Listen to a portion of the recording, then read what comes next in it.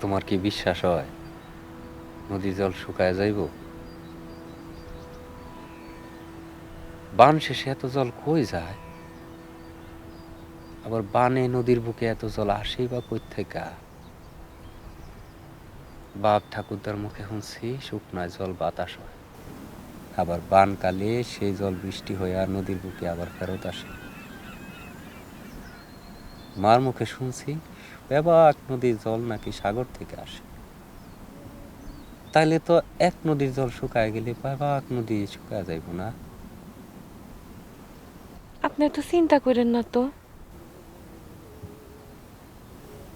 আচ্ছা বউ, কও তো, আসমানটা যদি নিচে থাকতো তাহলে তো আমার নাওটাও গুড্ডির মতো উঠতো না?